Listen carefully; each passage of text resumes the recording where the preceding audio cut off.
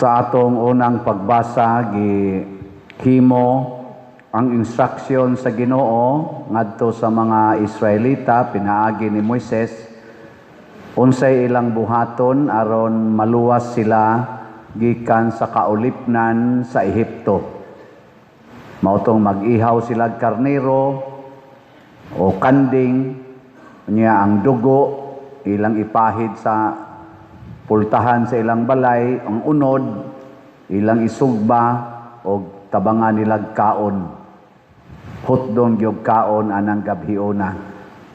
Dalion pagyog kaon. Nya pinaagi ato naluwas sila. Ang kamatayon ni suroy sa tibuok Ehipto og makakita gani siya atong dugo nga naas pultahan iyang sayloan. Nya ang katong way dugo nga gibutang kay dili siya Israelita, patyon dayon nila ang kamagulangang anak na lalaki. Lingi ay mong tupad. Na gusto kang maluwas. Gusto kang maluwas. Kanang wa mulingi patyon na. Nya gusto gani ka maluwas, ato sang butangan og dugo ang pultahan sa atong balay. Ug unsa man ang pultahan sa atong balay, mao ang atong ang atong baba, mata og kasing-kasing. Og karon kay wa namtay kanding dinhi ang mga baka sa Disluyo naman iihaw naman tingali ito. Ingos Kristo kapoy magsige mo gihaw baka, karnero, kanding. Siya na nagpaihaw. Pag abot na niya kay ang mga Israelita nabalikan man to sila sa kaulipnan, dili na sa Ehipto, kaulipnan naman sa sala. Dili naman si Paraon mo'y enslave nila, ang sala naman nga mao gyud tinuod nga mo bilanggo nato kana amang sala, giluwas sadta ni Kristo pinaagi sa iyang lawas ug dugo. Ang iyang lawas atong kanon, ang iyang dugo atong imnon. Mao na ni ang Eucharistia. Si Kristo nagyoy nagpaihaw. Nga ang iyang dugo mo'y atong imnon. Nya kay sakramento man pasabot dili nagyod physically lawas ni Kristo pero sabayhon sa paan og sa bino mao na ang naglihok na dinhi, mao na ang gahom sa Dios pinaagi sa Espiritu Santo nga kanang gamay hostiyas nga puti nga atong kanon mao na ang kompleto nga lawas og dugo ni Kristo. Bisan asa ni ang konsagrahan diri sa pari, bino man og pan, hostiyas. Ang atong i-distribute ang hostiyas, nara ba sa mo ingon nga alkansi mi pader kamo ra may naidugo kami, lawas ra may amo. Wa man mi dugo. Sige kunog kaon ang inyo kanon ra, ang sabaw di aspari. Dili na anaon pagsabot. Diri duha ka species. Pero tungod sa atong gidaghanon o na desisyonan ni simbahan, although na ipipila ka simbahan nga ilag yung ipainom sa ang wine, consecrated wine. Ang ato dinhi is the consecrated host.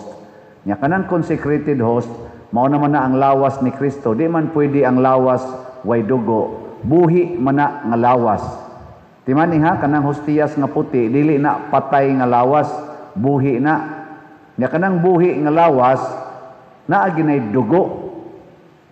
Lingi ay mong tupad, nabuhi ng lawas nimo. Nabuhi.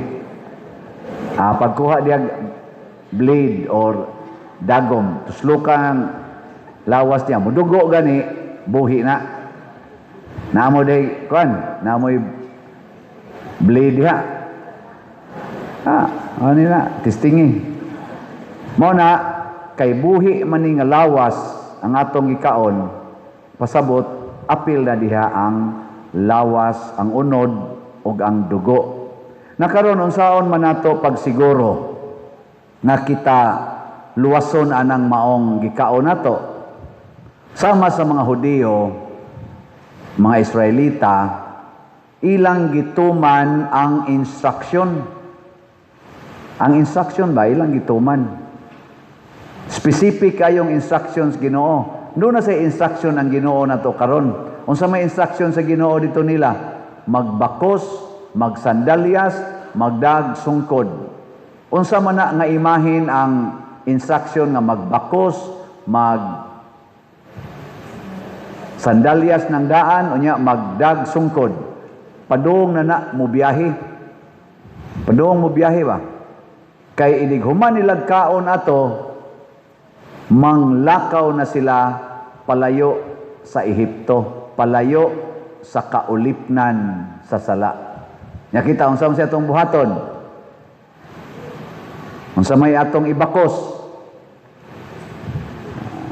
Awa mo? Naana sa sulat ni San Pablo,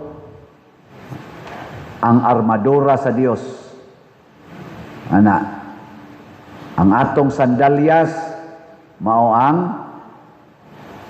pagsangyaw. Anam tito pagkasulti, i-click lang news Google, wasa okay ba wato? Asa na nga verse. Ang atong ibakos mao ang ito, pagtuo ba to?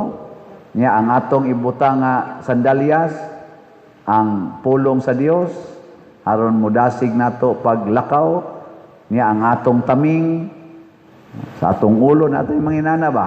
Armadura. In short, ang atong himuon nga ibutang sa atong lawas, mao ang tinuod nga pagtuo sa sakramento. Nya andam tang mulakaw palayo sa sala. So kung ang imong bana mao'y imong hinungdan nga makasa ka, palayo sa imong bana. Asa man ka mo padool? Asa man? Antos Ginoo. Ayaw padoolan ang imong bana. Pasabot, ayaw nagtuoan ang imong bana. Kung ikaw sad bana, ang imong sala, tuburan sa imong sala, kanang imong asawa, palayo diha. Ayaw nagtuo ana. Didto tuos Ginoo. Ayaw nagyugtuo. Nagilingi ay mong tupad. Ning na sugod karon. Sabat na ko na sugod karon. Palayo na ko nimo. Ana? Palayo yun. Kay masadaan ka kay mupaduol ka diha. Mo to gibiyaan gito nila ilang mga balay. Kay tuwa man dito ang kaulipnan. Ayaw, in short, ayaw pagpaulipon sa imong bana, sa imong asawa, or sa imong anak, or sa imong ginikanan. Or di ta magpaulipon sa atong mga politicians, di ta magpaulipon sa atong mga businessmen, di ta magpaulipon ni bisan kinsa dinhis kalibutan nga naghatag natog sala. Adto ra gid tas Ginoo mosunod. Mao na siya ang atong gitawag og pagkapari. Ako isipari, ang nag-ulipon ako mao ang Ginoo. Kamusad isipari, sulugoon ta sa Ginoo. Nakaron unsa may ipatrabaho sa Ginoo nato? Kung moadto na ta niya, unsa may yang isugo nato? Kung asawa ka, ingnon din kas Ginoo, higugmaa ang imong bana hangtod sa kamatayon. Amo na, musikit din kasi imong bana. Pero dili tungod kay gisugo kasi imong bana. Musikit sa kasi imong asawa, dili tungod kay gisugo kasi imong asawa. Gisugo na kas Ginoo. Unya kay ang imong bana wa naman kagusto nimo. Kadto namang inyong silingan iyang nagustuhan. Ang saom na nimo ron. Iya naman kang kamparuson, iya naman kang kulatahon, kay papalayaso naman kanya sa inyong balay. Mulayas ka, dili? Ha? Og asawa ka ba? Simba ko lang, og naingon ana ang imong bana, mulayas ka, dili? Mulayas mo? Naon sa mga choir eh. Kalayaso na sa... Di na ka mulayas. Nga naman, gisugo man ka sa imong amo nga mauna ang Ginoo. Di na ka mo palayo. Hangtod na gyud ka patyon. Pagpakamatay na, dili tungod kay nahadlo ka sa imong bana, o nahadlo ka sa imong asawa, o nahadlo ka sa politisyan, o nahadlo ka sa imong employer, o sa imong amo, kung dili nagpakamatay ka kay gisugo kas Ginoo. Mo na nang ingno na nimo imong bana, maging sino ka man. Unsa may sumpay? Mamahalin kita. Di na ka masuko bisan pag-iya kang kulatahon. Pasabot, dili na ka ulipon sa sala. Kay kana manggong sala, sama anang kasuko, mao man na og muulipon na nato, masuko mangyud kag kulatahon ka. Sa ato pa musugot pa ka nga ingnon ka sa sala, kasuki na. Awaya na. Amo away sa dayon ka. Nya karon kay di naman ka ulipon, si Kristo na may imong amo, abi sag mga pangag pa ka. Maingon ra jud ka, nothing gonna change my love for you. Mao na si Kristo, iyan ang ipakita, gikulata siya, gibudhian siya, gilansang sa cross, wa na gid siya masuko. Nganuan, di naman siya ulipon sa sala nga mao ang kasuko, di asad siya ulipon sa garbo, nagpalayo naman siya ana. Mao tong nakahimo siya paghigugma sa mga taong buangon sama ng imong tupad. Lain na sang lingi, ang di mo lingi ulipon sa sala, bilingi lingi. Ingna di na ko magpaulipon nimo. Ingna. Di ko magpaulipon nimo. Ha? Kamong mga anak ay magpaulipon na ng inyong inahan o amahan nga magsige ra mog sugot sa sugo ana. Ay magsugot sa sugo ana. Sunda ang sugo sa Ginoo. Nya unsa may sugo sa Ginoo? Mga anak, tahura gyud og sunda ang inyong mga ginikanan. No na, inigingos ginikanan, undangin na ng cellphone dong, undang dayon. Nga naman, kay nitahod ko sa Ginoo. Ana.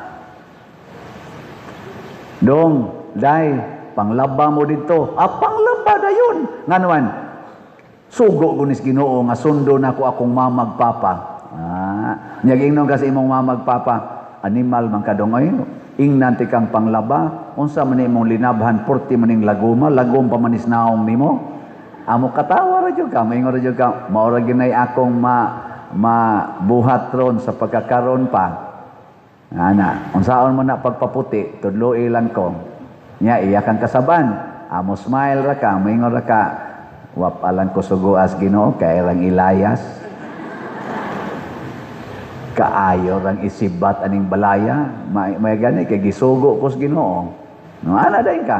Nya maingon din na imo mga ginikanan, mag-istorya-istorya man na dito ngano imo mong kasaban ganiya. Animal sa kestanan, sa tapulan kayo. Awar ko to yalinaban, wa man toy klaro. Nya maingon din ka nga, ay sus tudlo ilang ko na. Nya maingon sa dayon, kabantay ka nga wa man ganito mo sukol nimo, magito mo kusmo dang naong, sige man lang tong smile, insya nakatama siguro nang buang-buang di man mo. Kuan. Wala siya kibaw nga nakatama gid ka tinuod. Natamaan ka sa grasyas Ginoo nga mao ang iyang gugma. Na siya. Lakas ang tama ba? Ana, lakas ang tama nimo. Tama sa gugmas Ginoo. Ana. Basta nindutag mao kanay mahitabo nato no? Mao na mohari dayon ang kanang gitawag natog inigsuon nga gugma.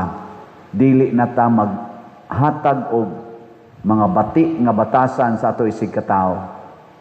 Kung mudot ning maong grasya natong tanan karon nga selebrasyon, pastilan ang atong Pilipinas munindot gyud ni. Kay dili naman magpatuyang sa ilang garbo o sa ilang kahakog o sa ilang pagkabakakon ang atong mga leaders. Masulbad ang graft and corruption.